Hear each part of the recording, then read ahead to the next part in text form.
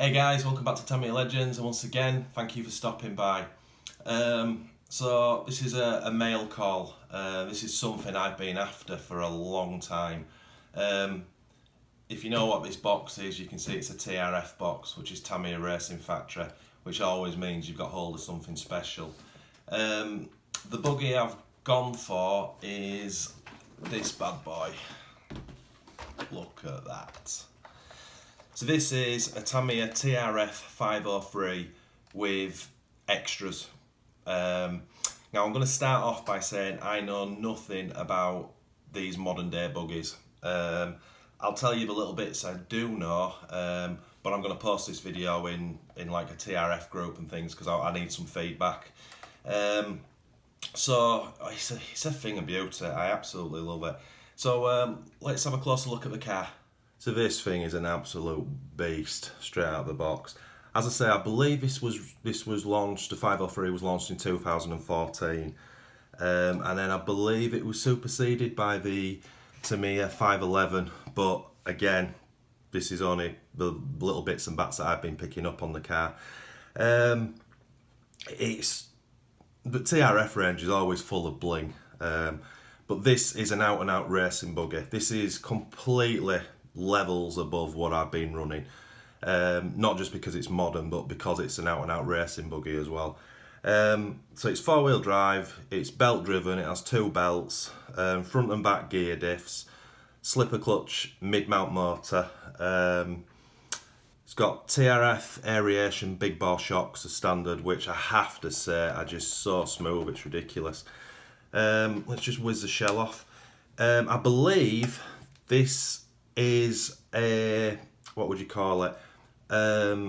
It's not a Tamiya shell.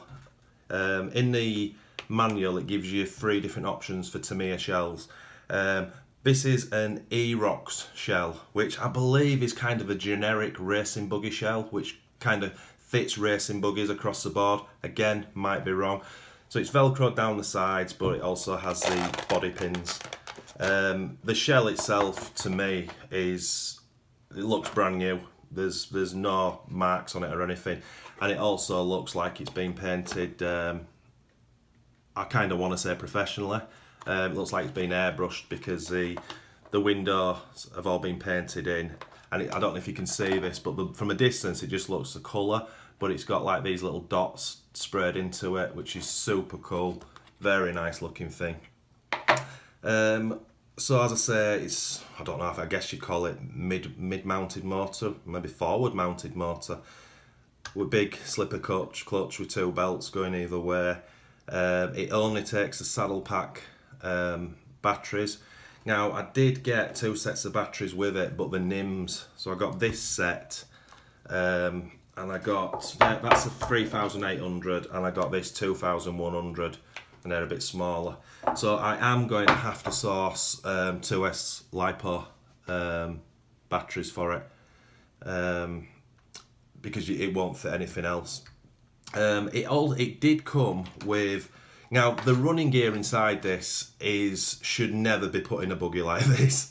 It came with a Tamiya Bigwig 2017 or 2016 Riri motor, the one that kind of resembles a Technigold. That's actually a GT tune motor, just a 25 turn brush motor. Looks pretty new, to be honest. I was quite surprised it was in there, and it also came with a Tamiya TBLE, what is it, 02 Speedo. So I tried to have a quick blast of it last night. It didn't have a steering servo in, so first job I just put one of my own servos in there. Which I got it working, but when this Speedo was in, I couldn't get forward and reverse the right direction. It also came with this high-tech radio gear, which is, I won't say it's old school, but it's old generation. It's quality radio, to be honest, and it all works fine. But as I say, I've been lazy and I've not read the instructions how to reverse the throttle, and obviously I tried doing the motor wires and whatever, but it just wasn't set right. So I just stuck a cheap and cheerful no-name Speedo in, because as I say, this is only like a 25 turn motor, just so I could have a quick blast with it, because I do want to, obviously these electrics are coming out and my electrics are going in. What else is there? it's just a thing of beauty. I absolutely love it.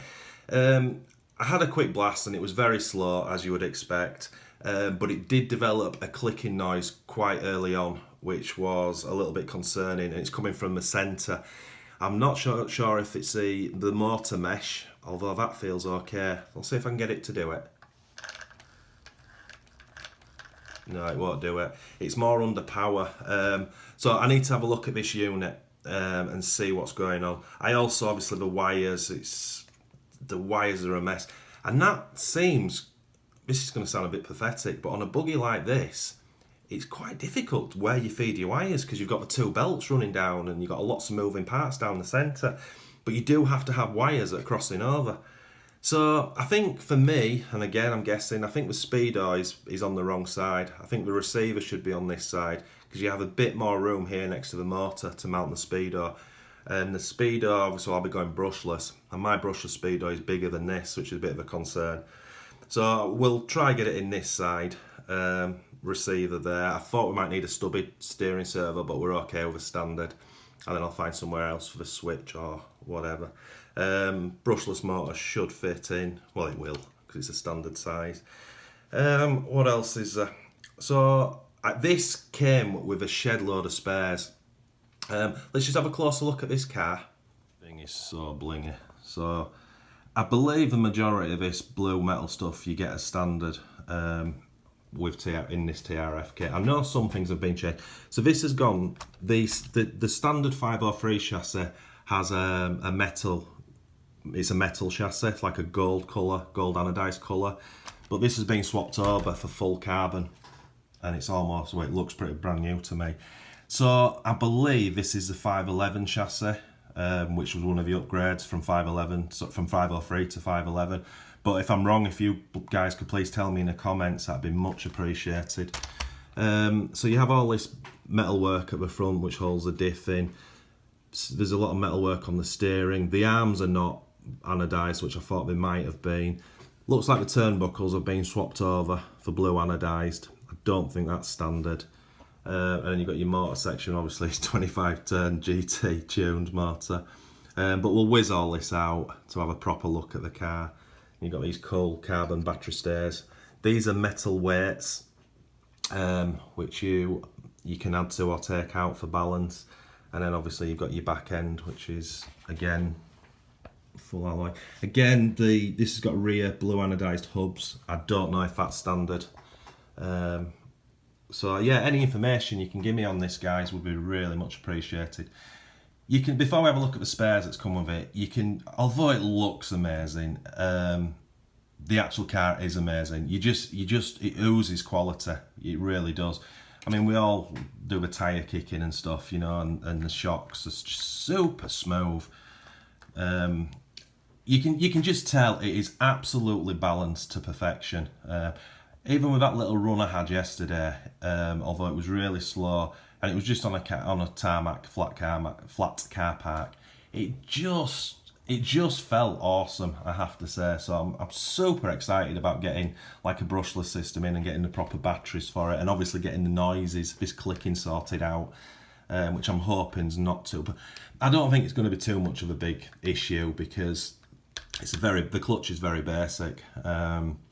But something went wrong anyway when I first ran it, so we will have to get to the bottom of that. So that's basically the car. There's not too much else to show you, really. Oh, it's ace, I love it. Right, let me show you all the spares it came with. Right, guys, this is half the spares it came with. This is basically the new stuff, or the most of it's new.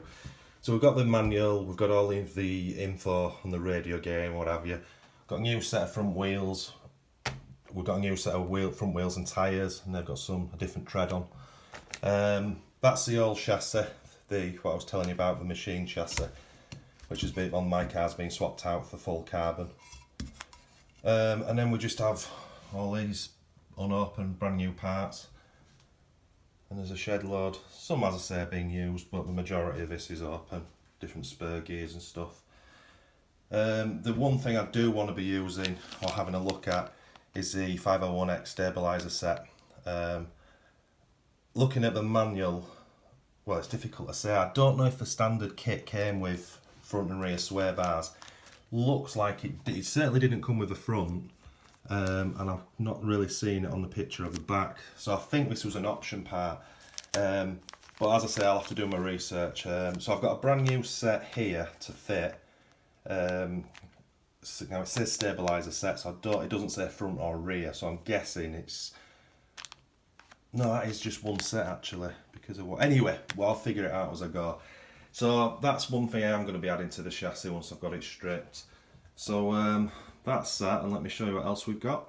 And then we've also got this little lot. Now obviously this is all used stuff, but as I say, I need to go through it. So there's some different springs, there's a new, well, it's a diff in there that's definitely being used, but it looks to be in good condition. So anyway, we use it as a spare. As I say, there's 3 different sway bars there with all the attachments. So I'm pretty certain I can get front and back sway bars fitted. We've got some more arms, cups, plastic cups. Got a bag there that's got a load of the blue stuff in, mostly used. So we've got that stuff, we've got some different pinions to try. Luckily, which is awesome, we've got a brand new belt set, which is awesome because obviously you can snap belts, so we've got 2 of them spare. We've also got a shed load of carbon stuff, which looks in tip-top condition. So we've got front and back towers, servo, and the front and rear brace, I believe, top plates, screws. So as I say, I don't know what all this is, but it looks like if it breaks, we're going to be able to fix it. So there we have it all, quite a score. Didn't pay for this. This was done on the trade with one of my buddies on Facebook group, and I swapped this for my Dynastorm with a couple of vintage motors. So I was moving the Dynastorm on anyway, so I'm really happy about that. Because as I say, I really wanted to get my hands on something modern from Tamiya, just to make some comparisons really. So what I'm going to do is, as I said, I'll make another video about this car and we'll go into a lot more detail because hopefully I've learned more about it, and we'll get the old electrics out and start to fit sway bars. And it's got a lot of slop on this wheel which I need to fix. It does tend to seem, in my opinion, it does seem to have a bit of slop on the front and back. So again, are they supposed to? Let me know if they are. There's quite a bit of slop on the steering, in my opinion, as well. So I'm going to see if I can tighten all that stuff up, but the majority of it is absolutely class. So as I say, stay tuned for part 2, where we have a much more detailed look at the car. So once again, guys, thanks for watching, it's really appreciated. And if you are new to this channel, please, if you could consider liking and subscribing to support us on our weekly videos, that would be absolutely awesome. And as always, guys, happy RCing.